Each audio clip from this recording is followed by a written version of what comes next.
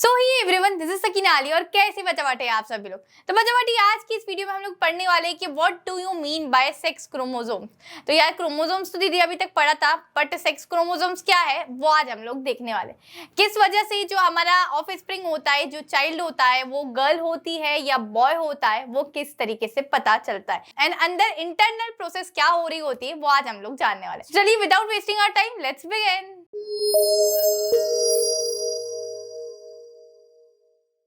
तो बच्चा पार्टी आज पढ़ना है सेक्स डिटर्मिनेशन या फिर सेक्स क्रोमोसोम, आप लोग कुछ भी बोल लीजिए, ठीक है। तुम लोग याद करो लास्ट लेक्चर में या बहुत पहले लेक्चर में हम लोगों ने पढ़ा था कि हमारे बॉडी में कितने total number of chromosomes present होते हैं। थोड़ा सा अपने दिमाग पर जोर दो और तुम लोग को याद आने लग जाएगा। मैंने पूछा how many total number of chromosomes present in our body, total number of chromosomes, ठीक है। तुम लोग को अच्छे तरीके से याद आ गया होगा कि यहाँ हमारे पास 46 number of chromosomes total present होते हैं। अब दीदी ये 46 नंबर ऑफ क्रोमोसोम को आपने और कुछ एक तरीके से बताया था कि ये कभी इंडिविजुअली प्रेजेंट नहीं होते। कैसे प्रेजेंट होते हैं ये लोग? ये हमेशा पेयर्स में प्रेजेंट होते हैं। कैसे प्रेजेंट होते हैं? पेयर्स में प्रेजेंट होते हैं। बट यहाँ बच्चा एक डिफरेंस है, पता है आप लोगों को? यहाँ डिफरेंस ये है कि यहाँ फीमेल में और मेल में बाकी सब क्रोमोसोम्स तो सेम पेयर्स में प्रेजेंट होते हैं, बट एक जो क्रोमोसोम होता है ना वो थोड़ा अलग होता है, जो हमारा लास्ट वाला क्रोमोसोम होता है। क्या अलग होता है चलिए हम लोग देखते हैं। सबसे पहले आप लोगों को पता है 46 क्रोमोसोम्स हमारे पास टोटल नंबर ऑफ है, ठीक है। इसमें से अगर मैं पेयर्स बना लूं तो यहाँ 22 मेल्स के पास क्रोमोसोम्स होते हैं, प्लस साथ ही साथ जो लास्ट क्रोमोसोम होता है वो होता है हमारा सेक्स क्रोमोसोम, और वो क्या होता है? ये XY क्रोमोसोम होता है। वैसे ही फीमेल की बात करूं तो यहाँ भी 22 नंबर ऑफ क्रोमोसोम्स होते हैं एंड लास्ट जो होता है सेक्स क्रोमोसोम वो होता है XX, ठीक है। अब बच्चा पार्टी ये जो है ना ये सभी पेयर्स में प्रेजेंट है। कैसे प्रेजेंट है? पेयर्स में। इसको भी अगर बोले तो ये भी कैसा प्रेजेंट है? पेयर्स में ये सभी प्रेजेंट है, ठीक है। एंड जो लास्ट क्रोमोसोम है वो क्या होता है हमारा? इसको हम बोलते हैं सेक्स क्रोमोसोम। क्या बोलते हैं हम लोग इसको? Sex chromosome. इसको भी हम लोग क्या बोलेंगे? यहाँ सेक्स क्रोमोसोम्स हम लोग बोलते हैं, ठीक है। तो इस तरीके से आप लोग को पता चल गया होगा कि जो आगे की होते हैं वो हमारे 22 होते हैं पेयर्स में, एंड जो लास्ट होता है उसको बोलते हैं हम सेक्स क्रोमोसोम। अब आगे की जो 22 है इसका भी दीदी कुछ नाम है? करेक्ट, इसका भी हमारे पास एक नाम होता है एंड इसको हम लोग यहाँ बच्चा बोलते हैं ऑटोसोम। ऑटोसोम, तो इसको ऑटोसोम बोलते हैं। जितने भी 22 पेयर्स हमारी बॉडी में प्रेजेंट होते हैं, बट जो लास्ट हमारे पास पेयर होता है वो दोनों में डिफरेंट होता है। मतलब मेल के पास वो XY होता है क्रोमोसोम एंड फीमेल के पास वो XX क्रोमोसोम्स प्रेजेंट होता है। अब बच्चा पार्टी जब भी हमारा फर्टिलाइजेशन होता है, ठीक है, तो किस तरीके से दीदी का प्रिडिक्ट होता है कि मेल होगा या फीमेल होगा? मतलब जो बेबी चाइल्ड है वो गर्ल होगा या फिर बॉय होगा, ठीक है। तो आप लोग समझिए किस तरीके से होता है। तो यहाँ हमारे पास अगेन कॉम्बिनेशंस होते हैं। जिस तरीके से हम लोग ने कॉम्बिनेशंस निकालना सीखे थे ना, वो पी प्लांट में हम लोग ने देखा था टी को कैसे क्रॉस करते हैं, तो यहाँ भी हमारे पास क्रॉस कॉम्बिनेशंस होते हैं। अब कैसे क्रॉस कॉम्बिनेशंस होते हैं बच्चा पार्टी? देखो यहाँ मेरे पास क्या क्या कॉम्बिनेशंस हो जाएंगे। देखो अब ये 22, तो इसको मैं ऐसा कर सकती हूँ 22 + X, और ये हो जाएगा 22 + Y, ठीक है। ये मेल का है। फीमेल में बात करूँ तो 22 + X, 22 + X, ठीक है।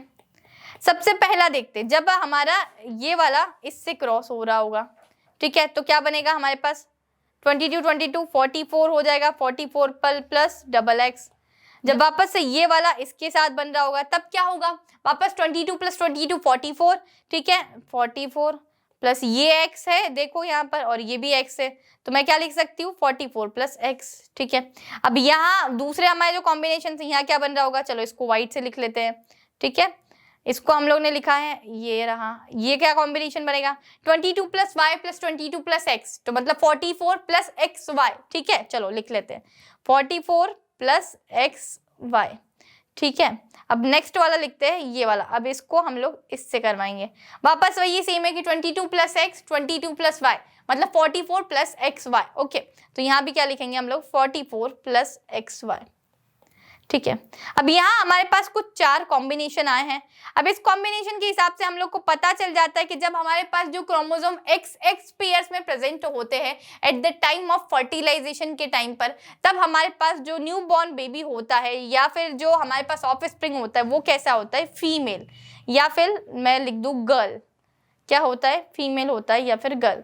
और अगर मेरे पास क्रोमोसोम XY पेयर में प्रेजेंट है at the time of fertilisation, तब हमारे पास क्या होता है, मेल, जो ऑफस्प्रिंग या फिर न्यूबॉर्न होता है, या फिर लिख दूं बॉय। तो इस तरीके से आप लोग को पता चल जाता है। अब यार सेक्स डिटर्मिनेशन वैसे तो हमारे यहाँ मतलब इंडिया में सभी जगह, इंडिया क्या मतलब पूरी कंट्री में बैन है सब जगह, बट बहुत सारे लोग ऐसे होते हैं कि जिनका मानना ये होता है कि जो भी मतलब हमारा न्यू बॉर्न बेबी हो रहा है वो सिर्फ और सिर्फ फीमेल्स पर डिपेंड होता है। सो यार उनको इनके पीछे का लॉजिक पता नहीं होता है कि ये ना तो फीमेल पर डिपेंड होता है, और जो मतलब डिपेंड तो यार मेल पर होता है, क्योंकि फीमेल के पास तो दोनों XX क्रोमोसोम्स ही प्रेजेंट है, बट मेल के भी कोई हाथ में तो है नहीं कि हम अपनी इंटरनल प्रोसेस को चेंज कर सकते हैं। एंड कुछ लोग क्या सोचते हैं कि अगर पहली बार का मतलब हमारे पास बॉर्न चाइल्ड गर्ल है तो दूसरी बार का बॉय हो जाएगा, एंड दूसरी बार भी गर्ल हुई है तो बॉय हो जाएगा। यार ये चीज समझो, यहाँ हमेशा 50-50% की प्रोबेबिलिटी होती है हर केस में। जब भी हमारा फर्टिलाइजेशन होगा, तुमने देखा ना अभी कैसी प्रोबेबिलिटी है, देखो ये 4 केस बन रहे हैं, ठीक है। तो अब इसमें से आप लोग को पता है कि 50-50% की प्रोबेबिलिटी है। अगर XX क्रोमोसोम्स हुआ तो अब गर्ल हो जाएगी, अगर XY क्रोमोसोम हुआ तो बॉय हो जाएगा। इसमें ऐसा है कहीं भी कि इसका मतलब रेशियो ज्यादा है कि ये वाले क्रोमोसोम जल्दी आ जाएंगे या फिर ये कम आएंगे, ऐसा तो कुछ भी सिनेरियो नया नहीं है।